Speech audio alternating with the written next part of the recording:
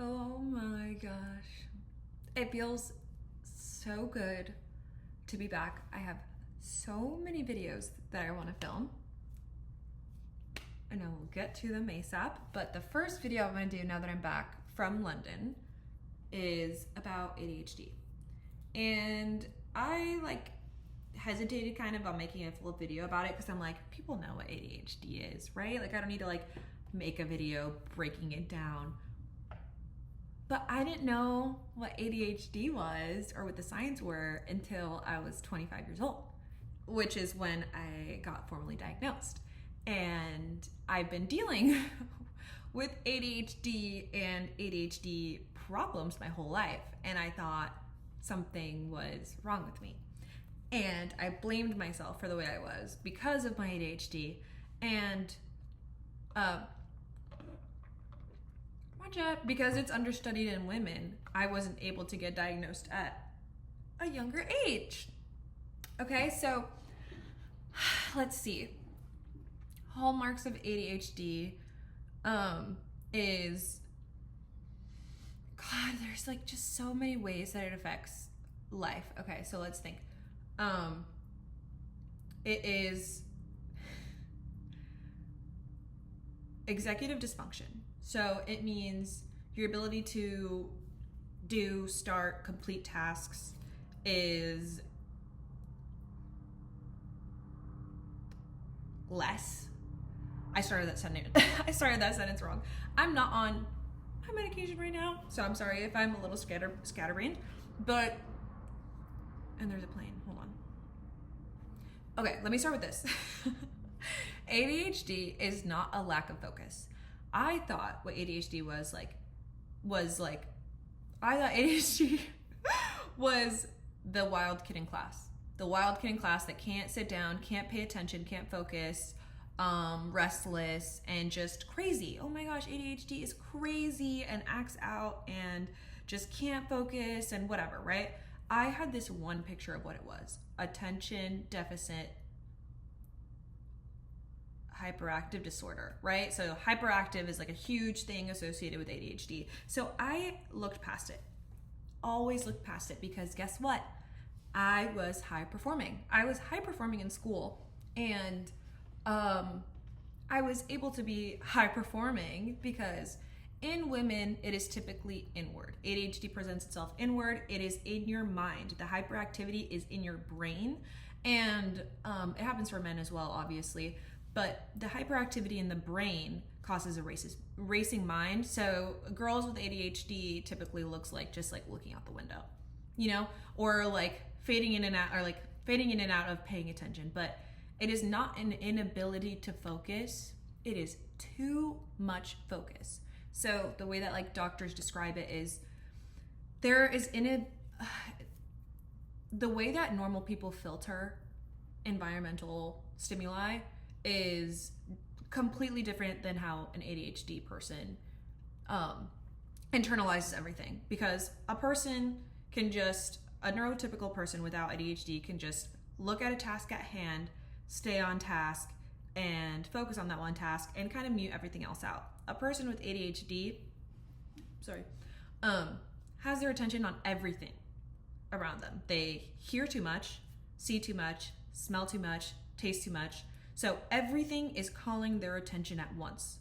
So that's what makes it hard to focus on one thing. And not only is everything externally calling your attention, your brain is also racing. So your brain is also calling your attention. For me, the way that I slowly started to find out was I went sober, one.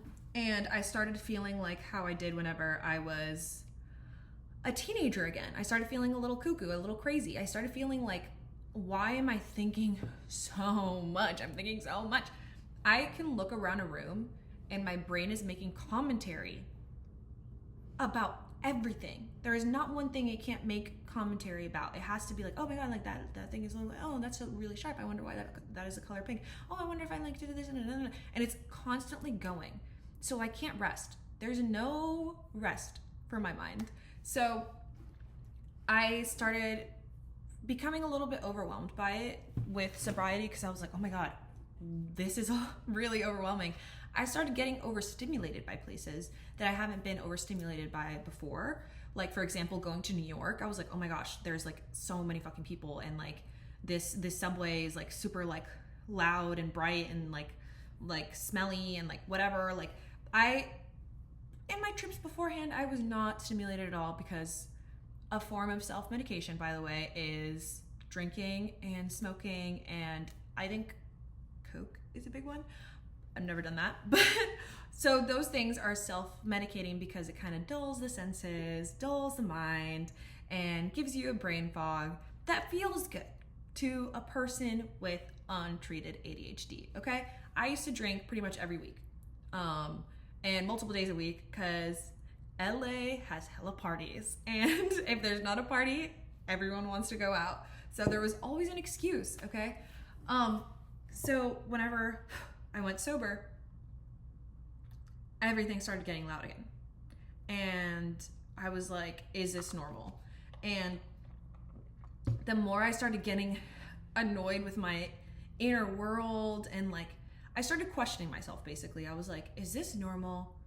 Like, why does this happen to me? And I remember I was asking ChatGPT. I like told ChatGPT, like, I experienced this, I experienced that, I get overstimulated by this, I get overstimulated by that, and like, this is what happens to me, and this is what happens to me. And it said, it sounds like ADHD and autism. But it sounds like, I think it's called ADHD, like AUDHD, because it's like a mix of autism and ADHD. I still have to get assessed for autism, but for ADHD, I was like, what do you mean? I can focus, I can pay attention, I can, like, I did good in school, you know, like, I got a 4.0, I got a 4.3, actually. I did good in college. I got a 4.0 in college. Like, what do you mean ADHD? Oh my gosh. So I was high performing in school. I got good grades. I was able to focus, because another thing with ADHD is that, at least for me, I need mental stimulation. I need mental stimulation to feel okay. If my brain's not doing something, I'm going crazy. So the thing that I fixated on was school, because that was the one thing that could stimulate my mind, was learning.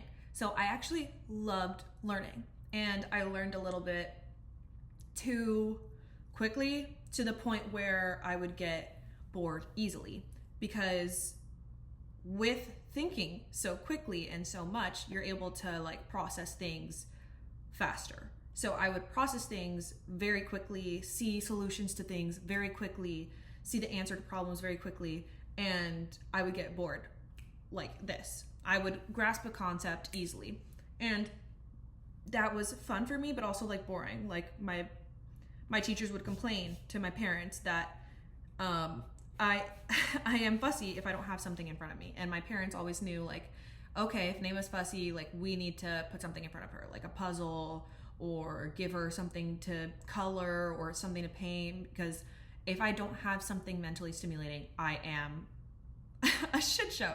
So school was that.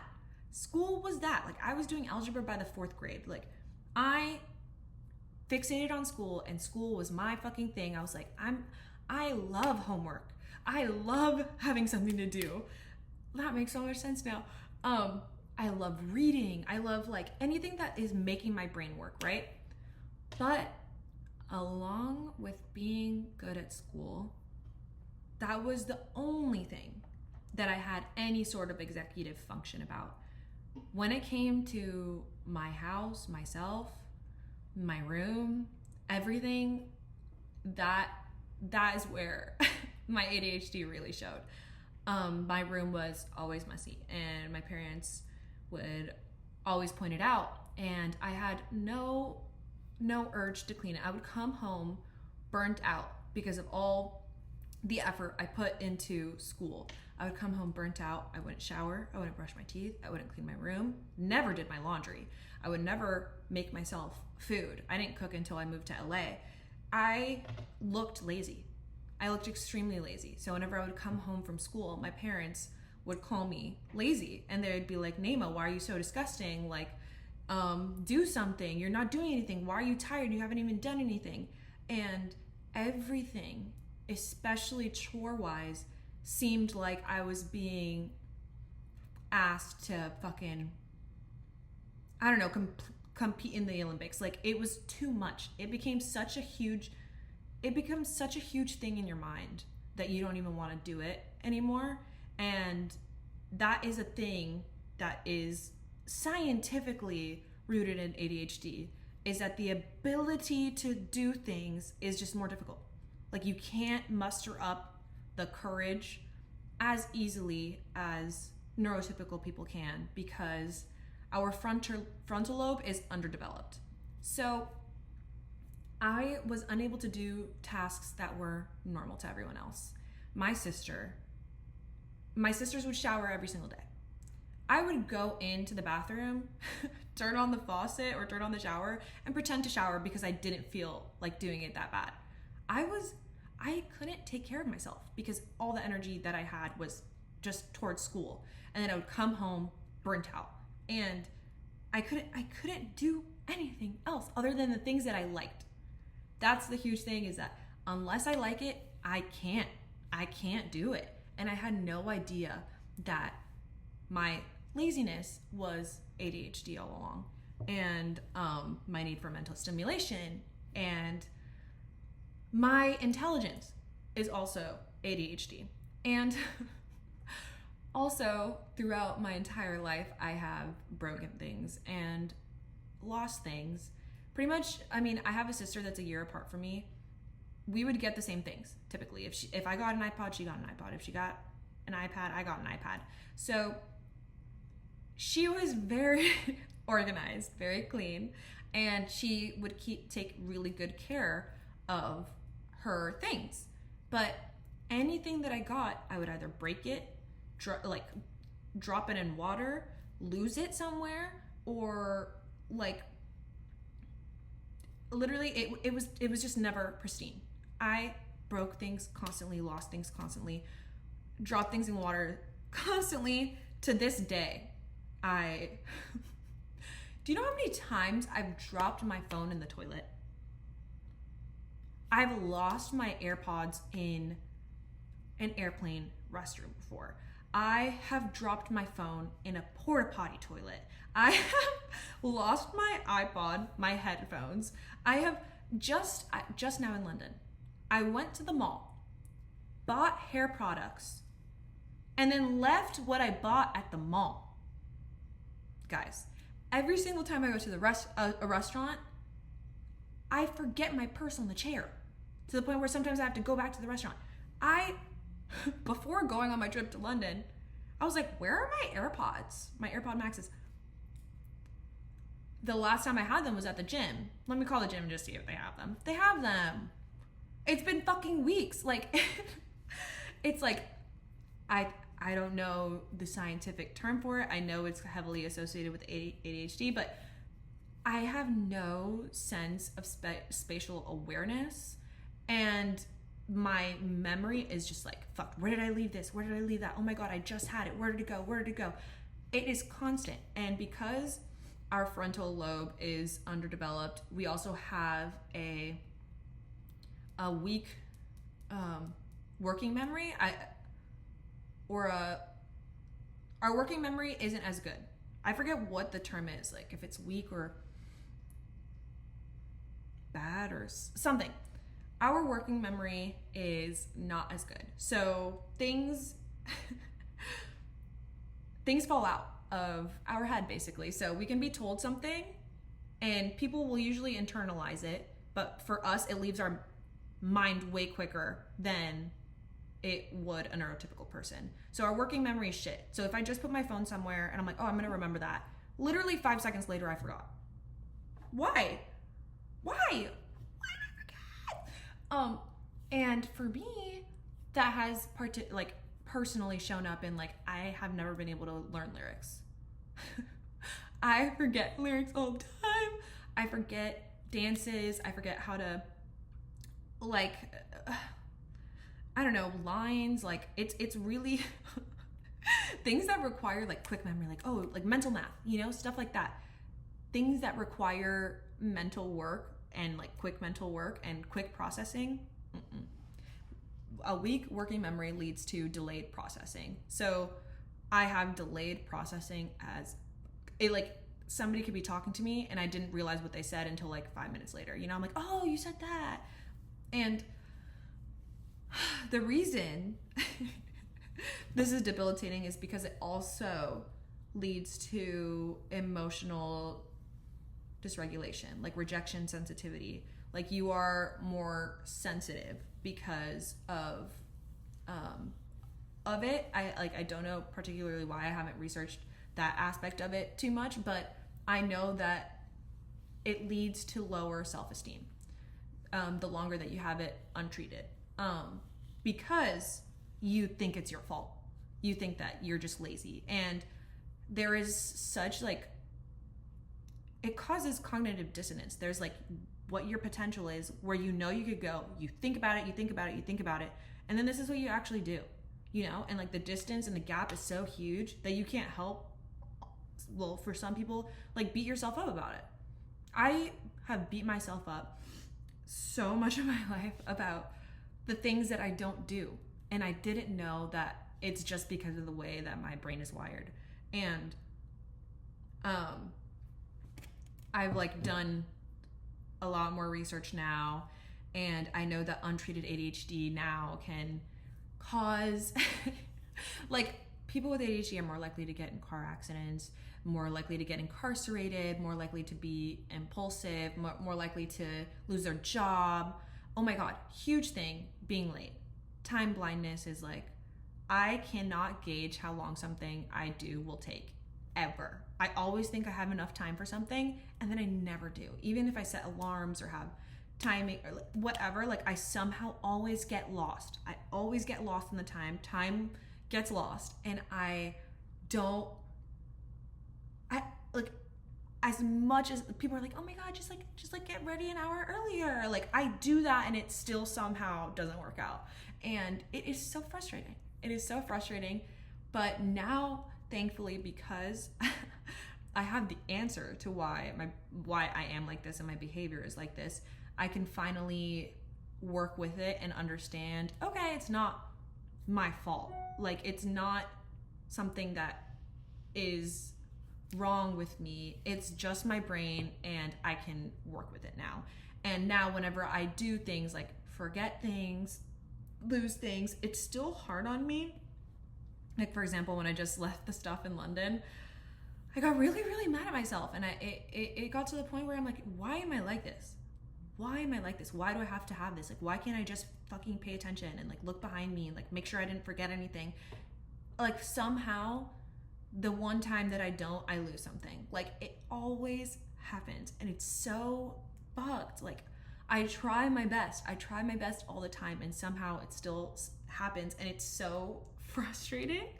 But I also have had a lot of peace with it, because I'm like, if I lose something, I'm like, it's me. That's so me. Like I've always been clumsy. It's always been me, you know? But now I know that it's this, and it's not like Nema is lazy and uncoordinated and purposely doesn't have any fucking spatial awareness and purposely leaves her things everywhere and is really irresponsible, you know? Like I am a responsible human being. I've gotten to adulthood all by myself, and done a lot of things despite my ADHD. So as debilitating as it has been, it hasn't stopped me, because fortunately, even with ADHD, whenever I have immense pressure, I do things.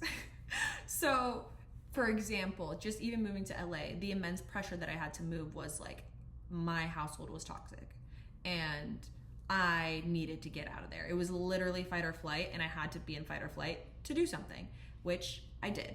And then I don't know, I just followed stimulation. I'm like, I want to do too many things. I don't know if I can do degree and college and stable career and one job and 9 to 5. Like for me, it was too narrow, and my brain is too crazy for me to like dedicate myself to one thing. So I knew that I wanted a career that was free and freeing and creative. And so this was literally perfect.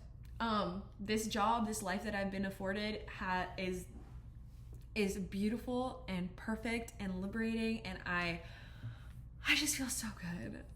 But yeah, now I also have medication that helps me focus. I take it daily, and my dad. And it helps me. It helps me stay on task. It doesn't get rid of the things that I am and my habits, but it does help me stay on task. It helps me do one thing without doing a million other things at the same time and then not completing anything at all.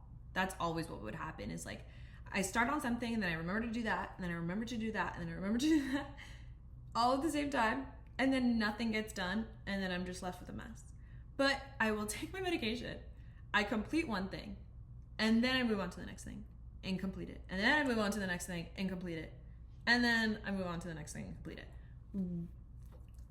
I've never experienced that before. Never. Not like other than in school when it was forced upon me. Like the structure was, I loved it because it just put me where I need to be, did what I needed to do, and it was just laid out for me. I don't have that here. I have me. I'm an adult and I have me, and I'm in charge. And so everything's up to me, and this is fucked up, right? What? I was about to say something. Losing my train of thought. I mean, maybe everyone does that too, but it happens a lot to me. What was I gonna say? Something about, what was I just saying? Doing several things at once and not finishing anything.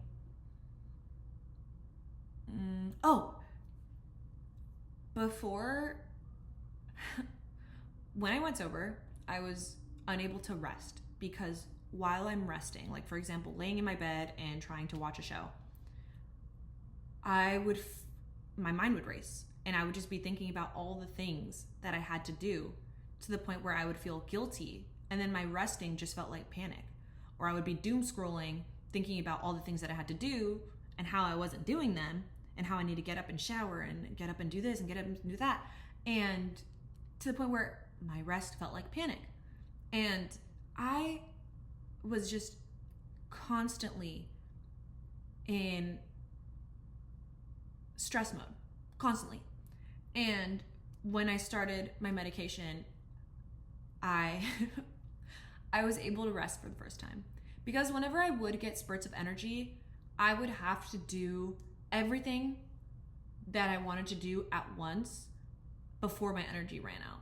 So I would take a whole day and like forget to eat even, and like clean my closet, do my laundry, take a shower, do my makeup, get ready, post content, this, that. I would do it all in one day because I don't know when the next time I'm gonna have this motivation is. And then I would get burnt out. And that was not healthy. But when I started my medication, for some reason, it finally clicked, oh, I can do this today and that can wait until tomorrow. What? I can do it later, and I know I'm gonna do it later because I have this resource. People like refer to it as like somebody needing crutches or a person with bad eyesight needing glasses. It is just a tool to help you work better. That's all it is. So I need to put on my glasses to read this book. I need to use my crutches to get over there. It's the same thing with my medication. I need my medication to have executive function. I need my medication to process things normally and stay on task. So finally things are clicking. And I was finally able to rest. I'm finally able to sit through a show. I have never been able to sit through a show other than like my favorite shows, but I don't finish shows ever. And it's always been a thing. I can't sit through it. I can't sit through movies. Sometimes in movie theaters, yeah, if it's stimulating enough, but like watching shows, like I always drop it. I have never been able to finish any, other than Parks and Recreation and Skins. I am like missing a nail somewhere. But which are my comfort shows. But other than that, I never can. And now I can finish shows.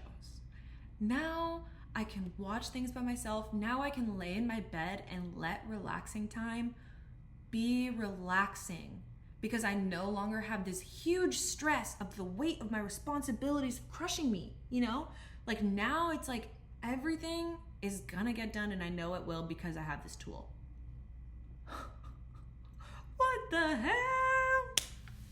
It's insane. And like if you experience any of these things, I mean, I don't have the hyperactive type in terms of like physical hyperactivity. I have like the mental hyperactivity. A huge tell for me was like I was asking people around me if they how many thoughts they have like on top of each other. I have 3 top thoughts on top of each other, and everybody was like, what the fuck are you talking about? That sounds fucking crazy. And like there was like a video showing what ADHD brain sounds like, and I was like, oh my god, this is my brain. Like, do you know what this means? And like, is this what your brain is like? And like my family was like, no. And like my friends were like, no, I like think one thing at a time. I have no thoughts really, like that's my problem. And I'm like, what are you talking about? You don't have too many.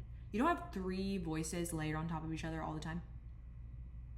I have a song, which now I know is also echolalia, because people don't get songs stuck in their head all day. Like I wake up, there's a song playing. There's always a song in my head, no matter what. And sometimes it goes away with my medication, but usually it doesn't. Like right now, it's The Greatest Showman. Whoa, ladies and justices. And like just the whoa part is like stuck in my head over and over. And when I wake up, song stuck in my head. If I wake up in the middle of the night, the song will resume. I'll go back to sleep. I'll wake up, the song will resume. I go to bed, song is playing. Any time of the day, you can ask me what song is in my head. I will have a song for you, because there's always a song in my head. There's a song, and then there's what I'm thinking. Like, just for example, right now I'm looking at my mat, and I'm like thinking, oh, I'm looking at my mat, right? So there's that. So there's 2 voices there, and then there's the other voice. So usually what I'm thinking is like an active thing, but the 3rd voice is like me observing what I'm thinking about. Like, oh, that's funny that I'm thinking about that. Or it's like, wow, I wonder why I thought that, or whatever.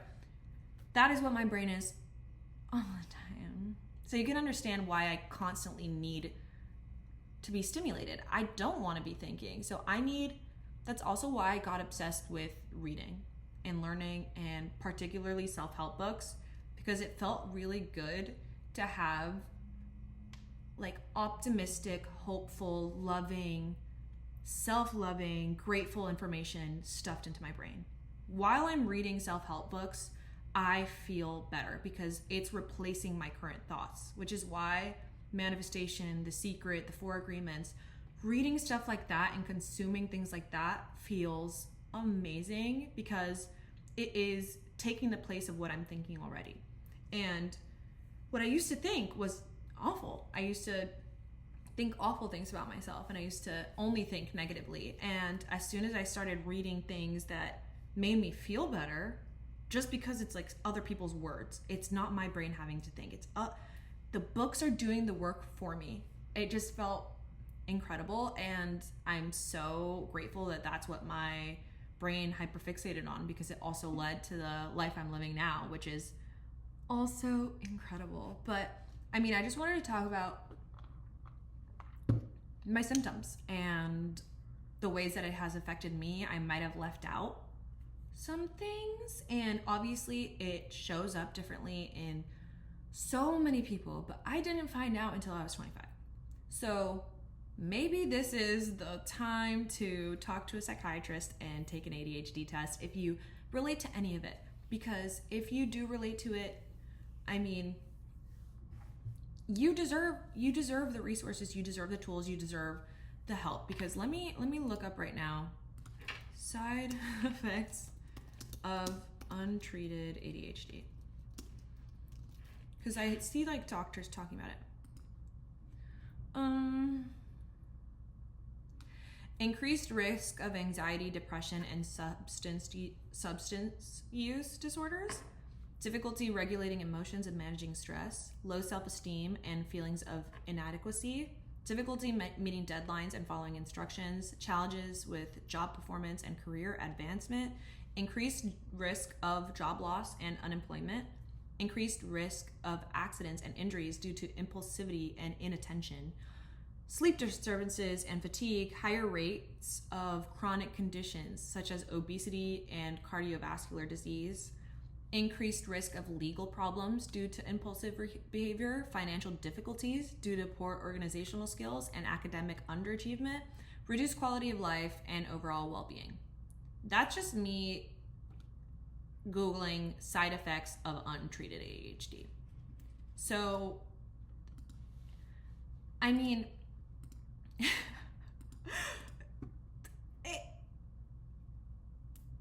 it is just like, I mean, the proof is in the pudding, guys. Like, if you experience any of the things that I have mentioned, if you relate to any of it, if you know you have ADHD and you just haven't sought help yet, like, you can help yourself. And the way that I like to put it is, life doesn't have to be an uphill battle. For me, it felt like an uphill battle all the time. I mean, I have multiple things leading to that. But ADHD especially made it feel like I am living an uphill battle. Everything is harder for me than it is for a regular person. Why is my life like this? I don't want to have to work 5 times as hard to get the same thing done that somebody else can do, like with just like 1 times as much effort, you know? And now it doesn't feel that way. Now things are smooth sailing. Now I'm chilling. So it is a liberty and freedom that I have never felt and experienced before, and I finally feel like I have my life together a little bit, at least a little bit. You know, there's a learning curve to it. I just started treatment and everything a few months ago. Let's see, it's probably like 4 months ago, 5 months ago, and things have been, it's literally life-changing. So I just had to put this out there in case it helps someone, in case it helps educate someone. If you know someone in your life that experiences these things too, you might want to tell them, because it does affect you when you go through a lot of your life without the help and the resources that you need. Like, not to call out my fam, but like my mom definitely has it, and it has been untreated, and it has led to some of the things that I mentioned. And I know that if she got the help that she needed, things would be easier for her, you know? But she's Latina, so she's like, what? Mental health, ADHD, I don't know what that is. So whatever, you know, to each their own. But if you know somebody and you know it would help them, like after I got treatment, I told my friends that I know have ADHD, like, maybe you want to, you know, like, things don't have to be hard. Like, maybe, you know, this is a resource that's available to you. And it has helped. It has helped some of the people around me, which is incredible and so exciting. But yeah, ADHD is also a superpower. So embrace it if you have it. You can process things faster. You can solve problems in different ways.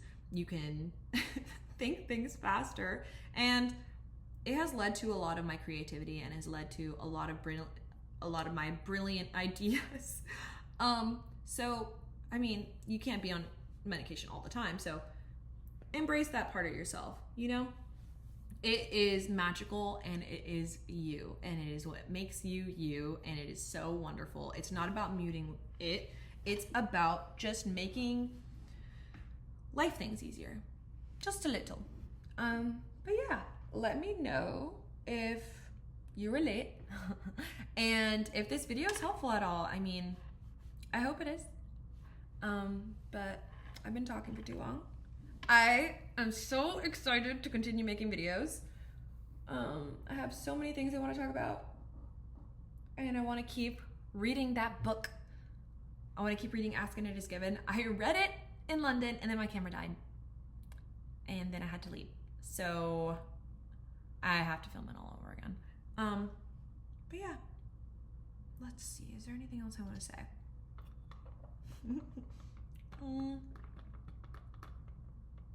Oh, comment what you want to know, because I made this video because I've gotten a few comments asking me to break down ADHD and what it's like for me, and to talk about ADHD and like the problems and what I go through and just what it's like.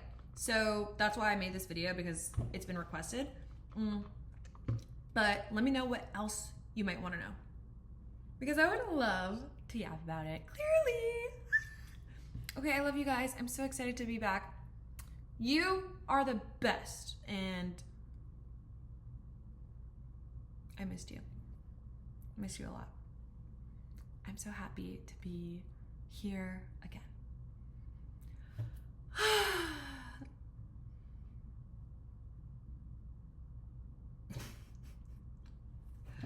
Oh my gosh, I forgot I'm jet lagged, guys. Like, I literally just got off the plane an hour ago, and it is very late at night in London right now, so I am very delirious. Let me see what time it is in London. 1 second. My sister's also waiting for me. Oh, it is 1:43 a.m. in London, and I've been sleeping at like 11 p.m. there, so I'm a little tired. Forgive me, I'm a little tired. And I got no sleep before the fight. Forgive me guys. Oh, I love you. Seriously, I love you. Hopefully I get some good shut-eye tonight, and hopefully you do too. Sweet dreams. Oh, I'm editing the London vlog. It'll be out soon. My first vlog ever. I love you. I love you. Let me stop talking. Bye. I don't want to do the peace sign that way. My nails